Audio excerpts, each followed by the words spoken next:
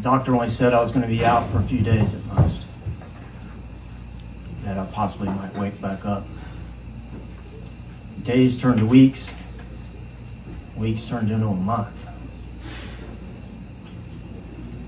I'm not sure exactly when it happened, but I floated right out of my body.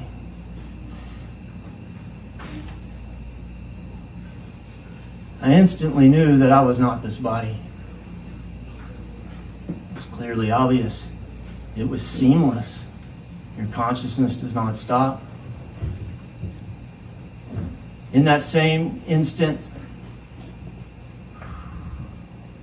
I felt part of everything and everyone. Like I've lived every one of your lives and everybody else's at the same moment.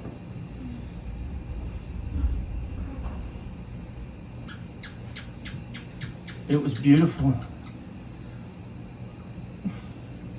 I instantly had compassion for all the people. The thought was, oh my gosh, they don't get it.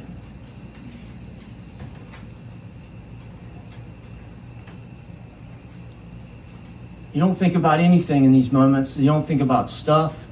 You don't think about what you would have done. All you think about is people. It's like it's all there. This massive download. It happens in an instant. I had all these little lights come up around me. I was light. It was glorious. It was like billions of little children tickling me. It was like a river of light, a flow. It's not something you see, it's something that you feel. It's something that you're remembering who you really are. I saw it. I saw who I really was, who all you are. You're powerful. You see who you really are. You are everything. You are the universe. You are the power. We forgot. It's time to remember. You're all powerful. Moving toward the light. And it felt like it was reaching out. And I use the word envelop because it felt like it just surrounded me and pulled me in. You know, like it was reaching out and it just wrapped itself around me and pulled me into unity. And that's where in that process is where I was connecting to all of my totality of who I really am. I felt like I was the small I in the void, and as I traveled toward the light, I reconnected with the greater I. It felt like I was reconnecting to, I call it my totality, all of me. Because in this physical life, we have a portion of it, and I can't give you a percentage of how much light is here and how much of it still resides in the oneness. But when I died and I transitioned back into the light, when that love enveloped me, that's where I connected back to the part of me that resides there. And so the little I connected to the large I of who I am. In addition to just being all one and uniquely different, at my very core, I am and you are 100% light and love and energy and spirit. In every chakra, wide open, in your soul, which never can be damaged, never dies.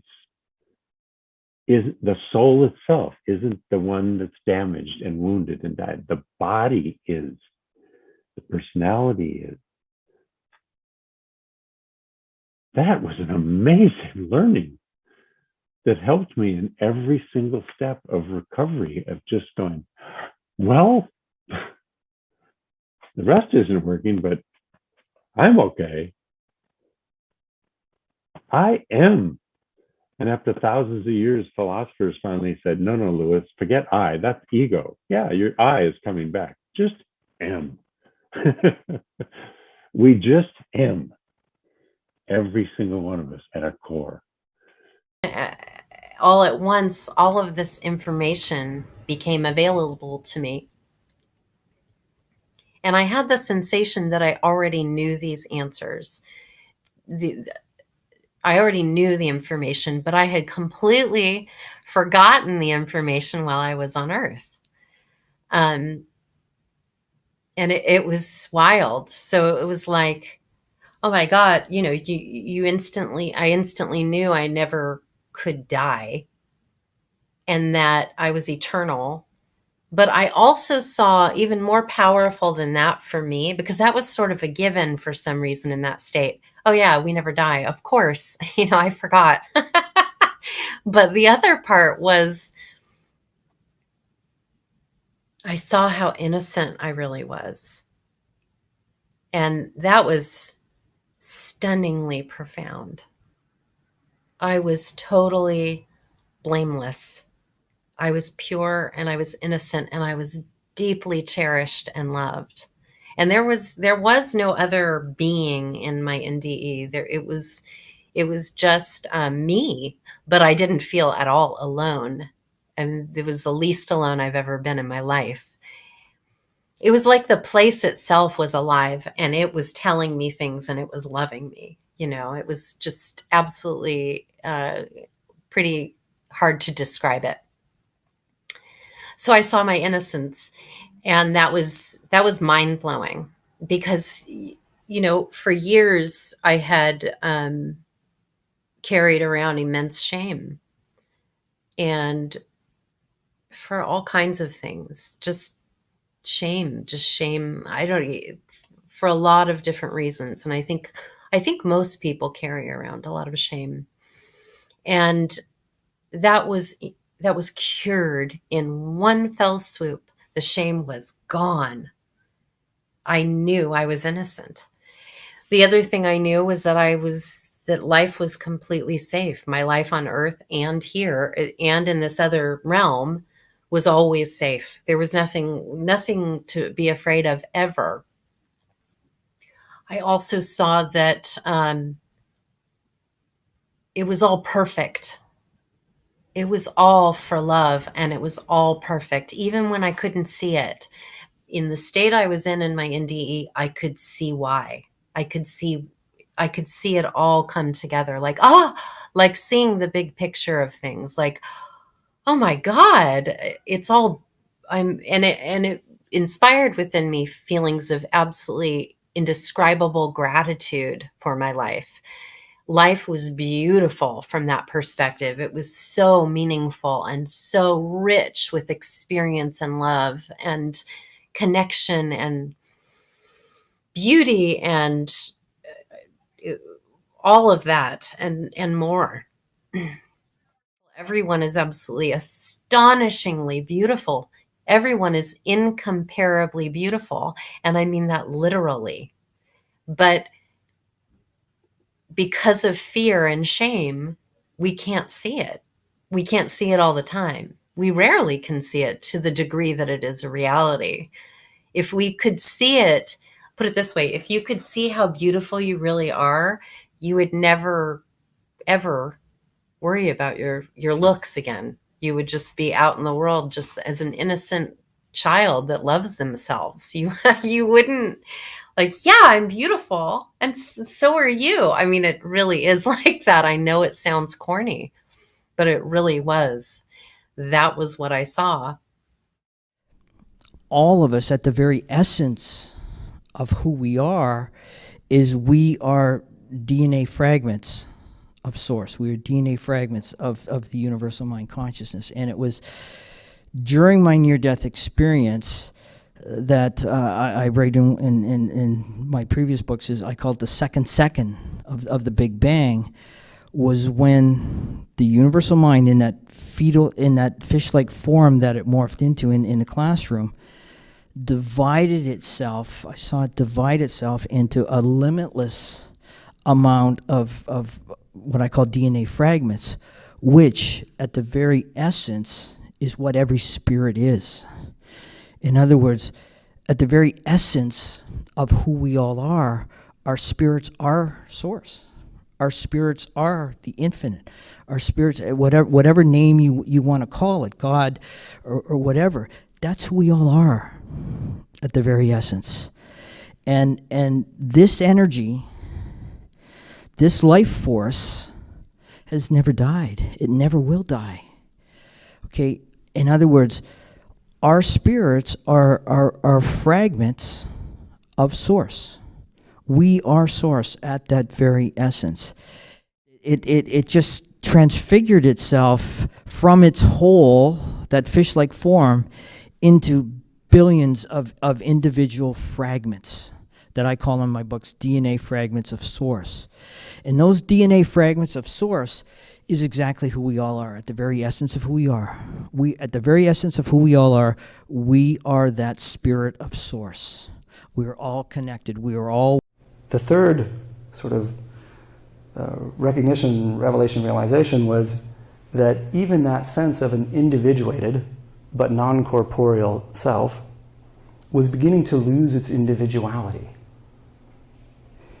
And that sense of an individuated self, even if non-corporeal, was beginning to merge into what I, certainly at the time, could not possibly have put into words, which was merging into what was absolutely vast, what was absolutely overwhelmingly all. It begins difficult to put it into words without sounding either very poetic or very religious. And I actually kind of love all the words that we have for it. And this too was happening at a rate that was kind of slow at first, because it was in exact lockstep with the rate at which that life force was leaving, was the exact rate at which there was this merging with the vastness, merging with the divine, merging with what is absolutely, overwhelmingly all. One of the funny things is that I'm dying, that's very clear, and as a result of all the rest of this, I can't for the life of me think of it as wrong, or bad, or urgent, or as if there is a problem in any way whatsoever. Because with the release from the suffering that is this complete, and with merging into that absolute allness, even just a little, it was impossible for me to conceive of there being anything wrong with that. I also I would not have been capable of putting it into words if you were standing in front of me at the time. I saw the light, and then I felt the light. I felt the love. And there was this beautiful blanket of love that just wrapped around me. And I didn't have a body in this place. I was just there, right? No body, no time, no nothing, no language, no thoughts. I just became the love. And it was so overwhelmingly beautiful. And I just melted into it. It went into every cell, every pore, every part of me, just became part of the collective. Or maybe I was reunited with the memory that we are all part of the collective. In any case, I was there, I felt it. And for some time I experienced that. I don't know if it was a day or a million years. We are all perfect. We are all perfect as we are. There's nothing wrong with us. We are meant to be who we are. And there is nothing wrong. Every experience you have in life, every experience you've had is meant to be a part of you and lead you to where you are and where you become. And you, because you are your best teacher. There's no one else that can answer your questions the way that you can. There's no one else that can tell you what you need to know. But we lose sight of the fact that we have that knowledge within us and that we hold source energy and divine energy within. And he said, this is a divine intervention. We are here to tell you that you are not defined by your thoughts and your struggles. You are not your body. You are not your mind. You are a seed in the universe. I am unlimited presence and power. I am omnipotent. And I am part of a whole with Source.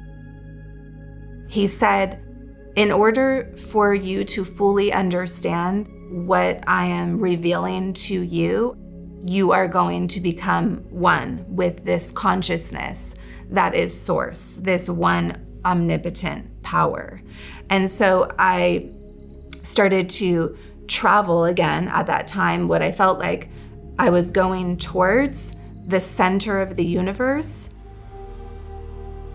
It felt like my consciousness was becoming one with the one consciousness that we are all a part of. What I realized is God is a consciousness. It is an energy. It is all of us together.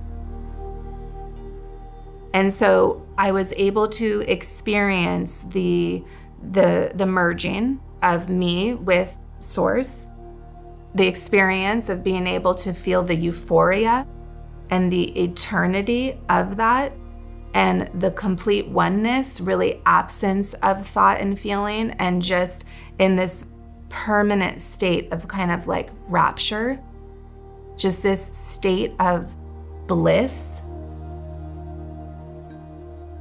When you align into that state of being, you are no longer just in your physical body. You are energy. And now I understand, no matter what we're experiencing, we are this expanded consciousness. And in this space, I was not experiencing love as we may think of it, because I was love. And here, I wasn't simply alive.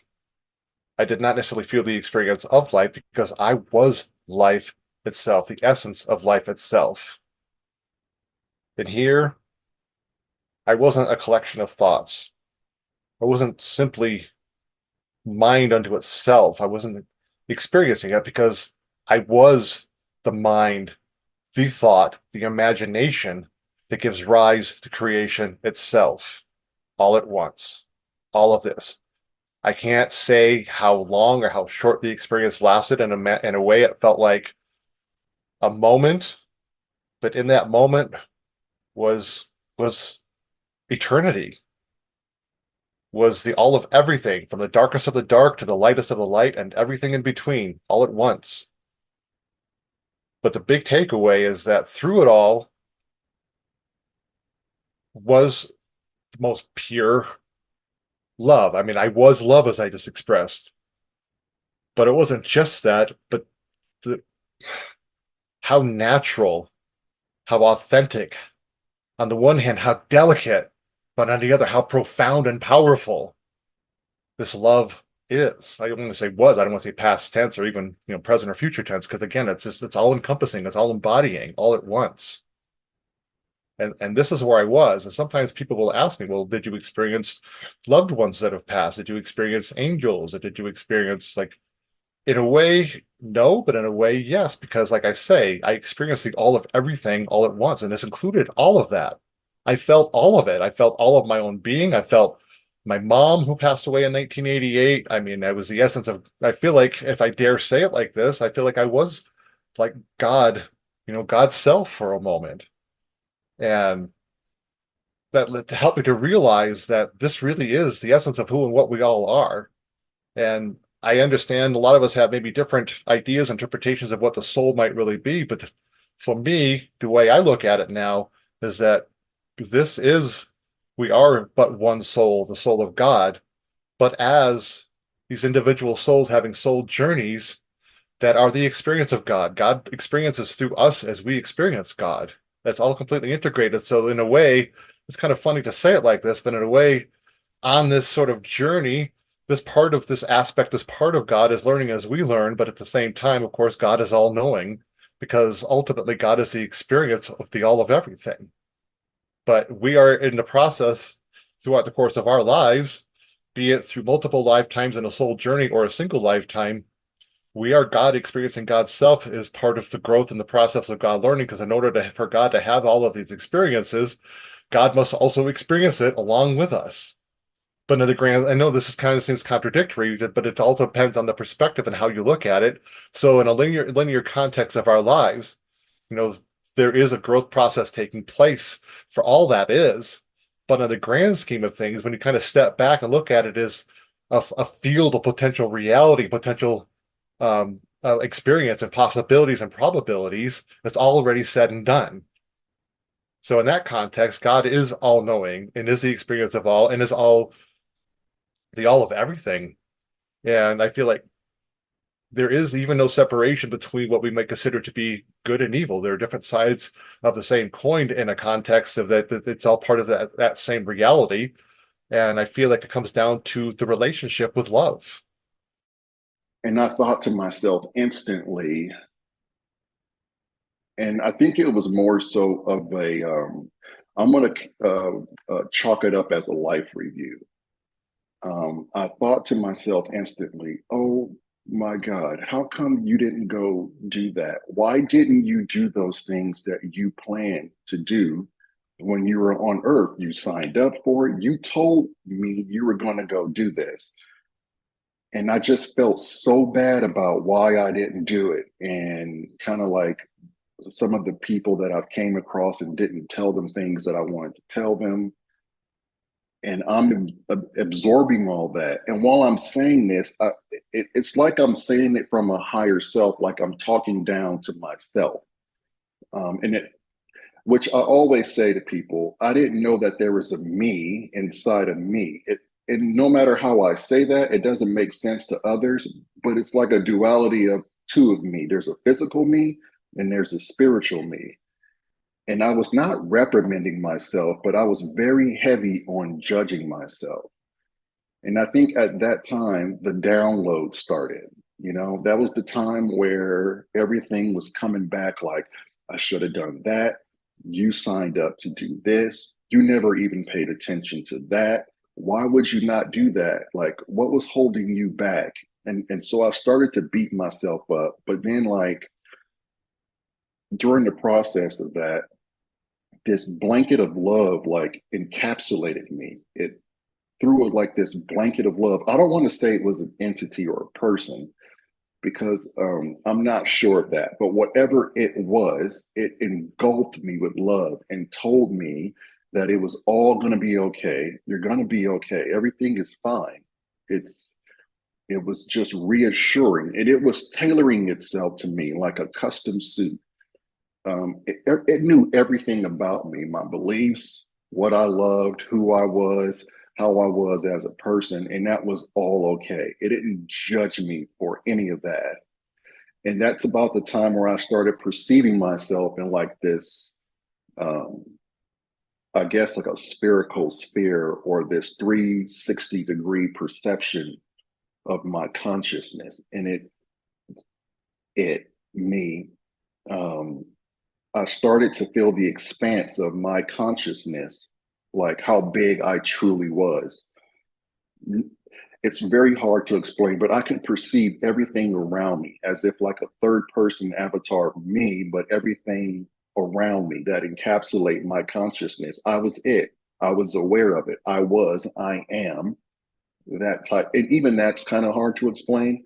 But whenever I would like take this, I know I didn't have a body or lungs, but when I would take this breath, I would inhale, and everything would contract around me. Like space would follow me and like collapse itself into me. And when I exhale, everything would kind of go back to space, and I would get like bigger and bigger and bigger. And I felt like I could just stretch out and finally like show my true self or be my true self. There was no ego. There was no sense of holding a grudge. And then that's when I really started taking things in. And I was so mesmerized, and it was so demanding of my attention that I didn't even think about, my wife at the time, my twin brother, my kids, my friends, my family. They didn't, it's like the earth life didn't even like not exist, but I wasn't tuned to that anymore. My vibration, my frequency was that of a different plane. That earth vibration was of a different reality. And so I'm not even engaged in that anymore. But what I am engaged in is the space that I'm at. And it was so real. Like the death process was so instantaneous, so real that it was quicker than the blink of quicker than the blink of an eye, and I'm already in this this in between is what I call it. I wasn't truly dead, and I wasn't truly with the physical. There was like this waiting ground where I think majority of people go before they truly die. But it was so real to the point, the emotions of it, like I've never sensed emotion like it before. It was just overwhelming. And it was just like, wow, I am more to myself. There's more to me than what I thought. And when I got this glimpse of Earth in the foreground or the background, however you want to say it, it was a sense of loss. Like I was a drop in the ocean, and the drop was taken away. Now the ocean is just a drop less of itself. But if you were to put me back into that ocean, I would become a part of it, the connectivity of of humankind, of mankind. And I thought, oh my God, we're so connected. We're all on the same journey. And if I had only known, I would have been so much nicer to people, or I would have not have taken it for granted that we are all into the same thing. We're all like merging to be the same. Like I never had a sense of family or connection until I was on the other side. And I felt so bad for myself and everyone else left on earth. Like I'm leaving them behind. Like I'm abandoning the team that's still out there going for it. I was out of my body. And there was three of me. There was the physical body, this little girl body, that was curled kind of in a fetus position and falling through what I can only explain to be like a vortex of time and space, but with no wind, almost like a tornado. And I remember being slightly confused. I couldn't be sure if the tornado was going up or if I was falling down. But either way, there was this movement with no sound.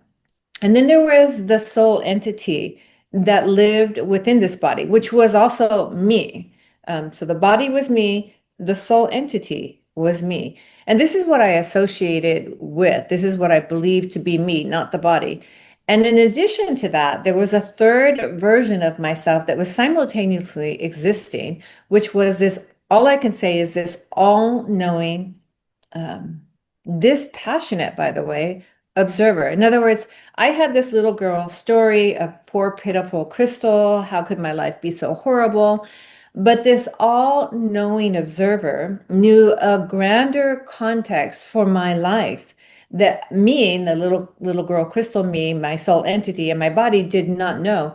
And this grander or greater context for my life included many lives, all my lives, including the purposeful decision to come into this family, this life, this particular time and space, which didn't have anything to do with being a victim. And I was also shown in this whirling time and space that I was using this victim story to get accolades in life, like poor, pitiful me, feel sorry for me, I should, I need someone to take care of me. And it was just this shown not as a judgment against me, but as an acknowledgement or as awareness that that story did not really serve me, because I was shown the consequences of like this ripple of if I decided to be a victim, even though it was true, these things were really happening.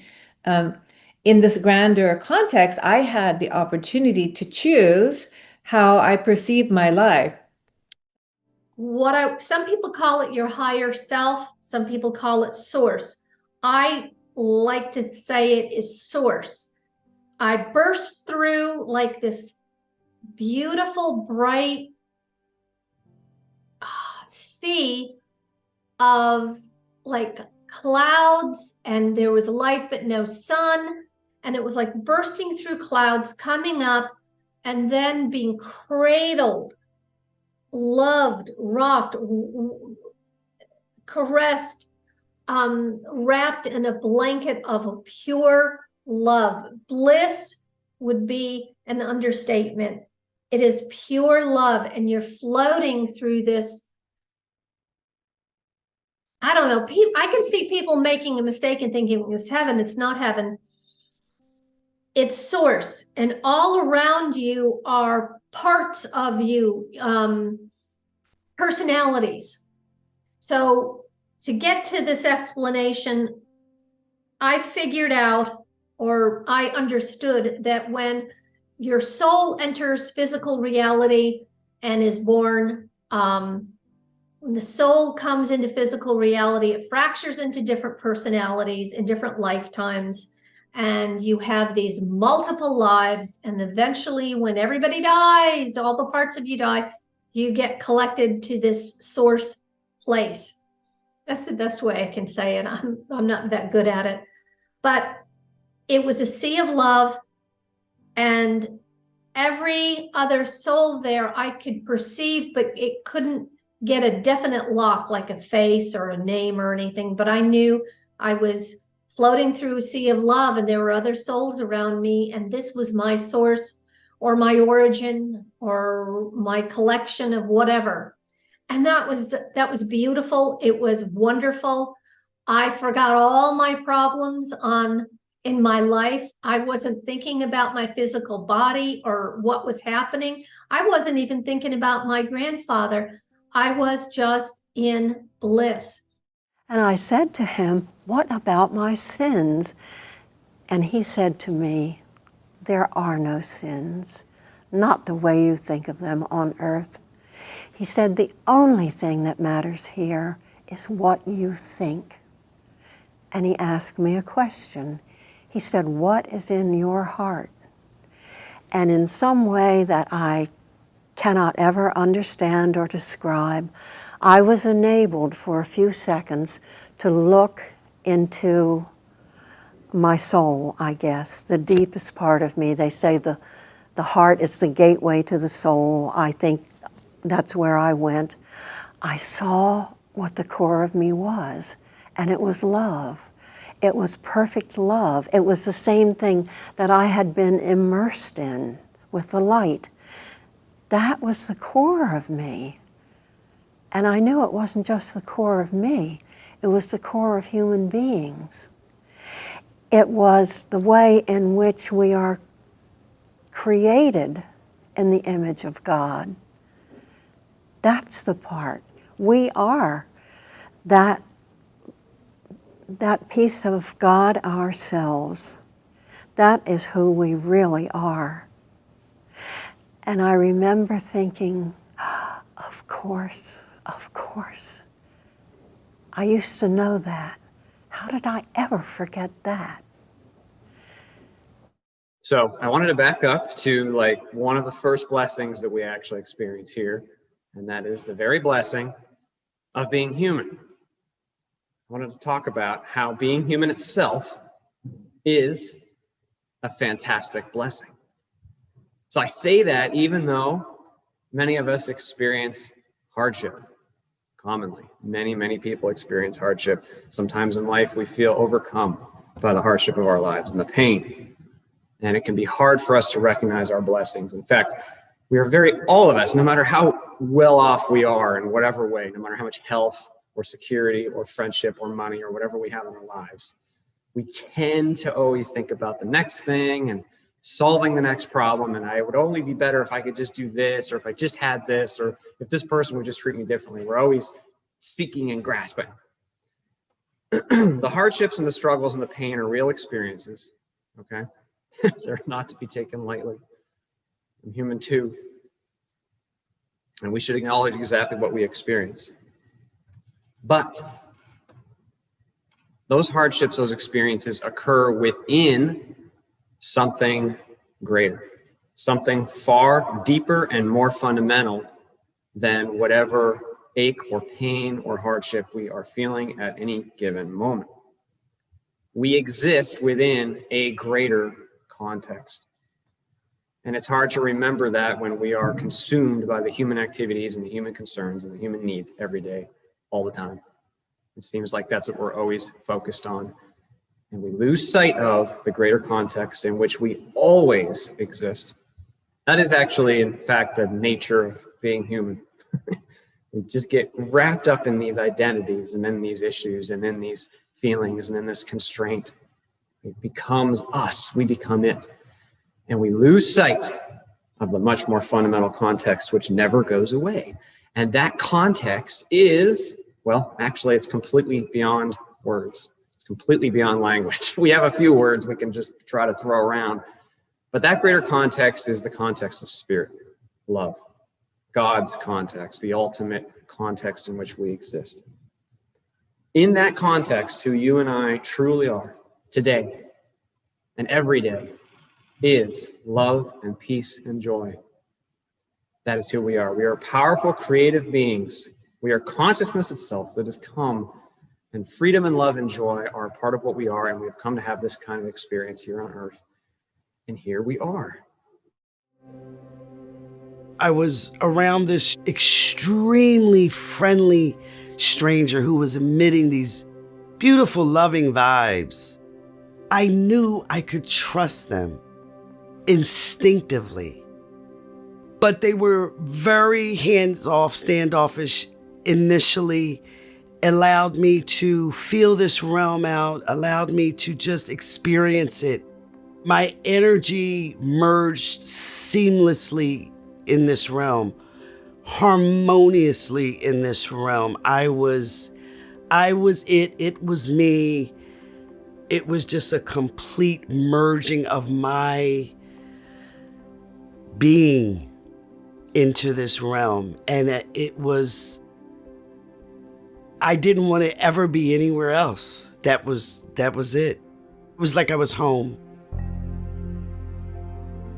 Within this realm, I got to connect with different worlds, different creations.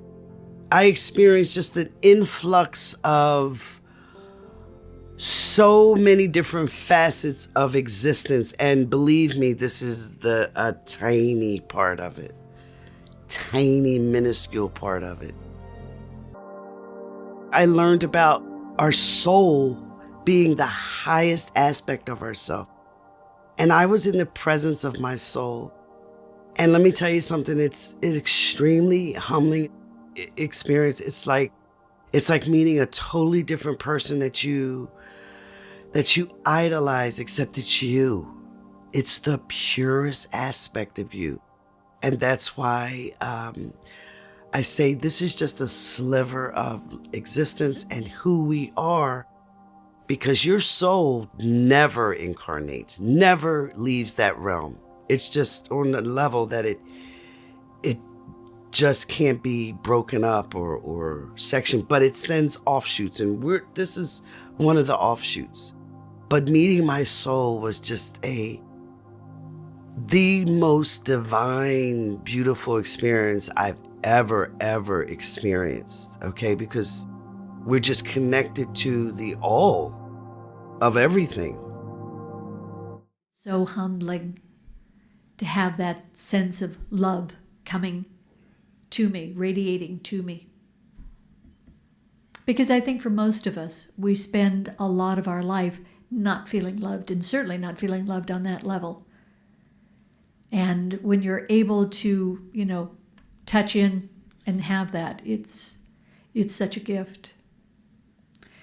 So I guess the point of my whole experience has been that I needed to die to get a life, to understand how life works, because I didn't have a handle on it. I thought that life was happening to me. I thought that everything that was going wrong or not going right was because of God was doing it to me, life was doing it to me. I hadn't a clue that I had any power in all of that. I didn't know that we are an extension of God. I grew up believing and being taught that we are created in the image and likeness of God. Well, I'm here to tell you it's a hell of a lot bigger than that. We are an extension of the God source here on earth. We were created so that the Creator could experience everything that we experience. We were created out of love. And the Creator's always got our back. Spirit's always got our back. And all is well, no matter what it looks like. All is well. And that's the part that we don't quite get. Because the mind is always telling us, the ego's always telling us, you're not good enough, you're not big enough, you don't know enough, you can never handle that. Because the ego's trying to protect us. What we don't realize is that the ego feels insecure continuously because the ego has no connection to God, to source, to love. And so it's always coming from anxiety and fear. And it's radiating in the dialogue we hear. And our job is to stop listening to that litany of junk that it's spewing at us because it's not the truth of who we are. We are these perfect children of God. We are here to have fun. We are here to grow and expand and have amazing experiences. We're not here to suffer, which was my assumption. I thought we were here to suffer, that it was painful here. It was always going to be painful here. It doesn't matter what it looks like. What matters is, how do you perceive it?